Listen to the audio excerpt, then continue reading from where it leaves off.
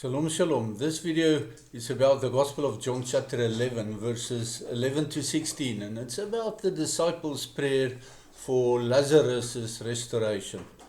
And I'll read the text for you.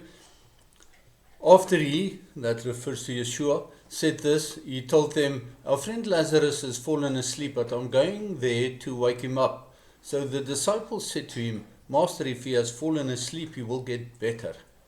Now Yeshua had spoken about his death, Lazarus' death, but they thought he was talking about ordinary sleep. Then Yeshua told them clearly, "Lazarus is dead. I am glad for your sake I wasn't there, so that you may believe. Anyway, let's go to him."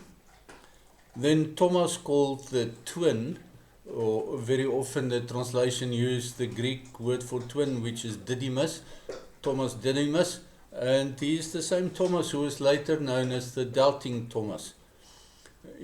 Thomas, called the twin, said to the other disciples, "Let's go too, so that we may die with him," so that we may die with Yeshua. That's what he said. Misguided as it may have been through their lack of understanding, the disciples' prayer for Lazarus' restoration was, "Master, if Lazarus has fallen asleep, he will get better." This health advice is generally true. Good sleep aids people's healing from whatever ailment they suffer from. The body performs tissue growth and repair while we sleep, allowing healing and restoration to occur. During sleep, our consciousness gives way to our subconsciousness, and esoterically our spirits soar or simply drift away when we sleep. But it remains connected to our bodies by a long elastic silver cord of sorts. If the cord snaps, we die because the bond between the spirit and the body is severed when the cord snaps. Lazarus' sleep was much deeper than mere recovery sleep, as the disciples initially thought. He died and his spirit and soul had gone to Abram's bosom, where the 68th high priest of the same Hebrew name as he, Eliezer, the son of Anas, recognized Lazarus from afar. Eliezer begged Abram to send Lazarus with a drop of water to give him some relief from his torment in Sheol. But Abram explained that that was simply not possible, as we learn from the famous parable.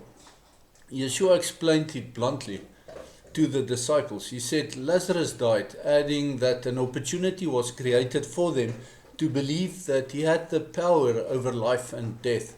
Yeshua knew how to tie the severed silver cord again. He invited his disciples to come along. He said, "Let's go to him. Let's go to Lazarus." Ordinarily, from our human perspective, going to see Lazarus meant to offer their last respects and to console Martha and Miriam as best they could under the circumstances with the death of their brother. Yeshua's remark that he was going to wake Lazarus up went over their heads at this time.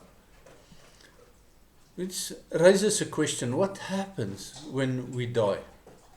When the silver cord is snapped or severed? According to the parable of Lazarus and the rich man, we step out of time into eternity. There is no sleeping while we wait for time to pass. We are immediately out of the time machine without delay. Time as we know it only exists in this world. We retain our consciousness and personality as our spirit and souls, our eternal bits, endure. We recognize others and we can converse with them. We cannot change our location though.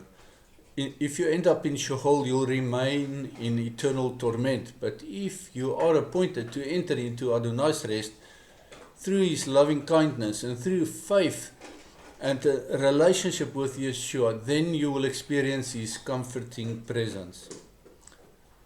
Our afterlives will not be idle. All that hanging around on clouds or singing Psalm 119 almost 120 times before breakfast, that's all not true. According to several other biblical insights, where prophets have insight into Adonai's court, we know that Adonai will have interesting challenges which he will seek for volunteers to do. But before he commissions such volunteers, he will first evaluate their proposals before they are mandated and sent on the task. So if you're curious about this, ask me about this in the comments, and I'll gladly share those biblical passages with you. Two passages from the book of Job, one from 2 Chronicles, and one from Isaiah. Religion and quantum physics are coming together. As mankind's knowledge about life, the universe, and everything else develops, we rediscover the biblical truths through physics, through chemistry, and through biology. And with that, I hope that I've given you something to put in your pipe and smoke, and I wish you shalom, shalom.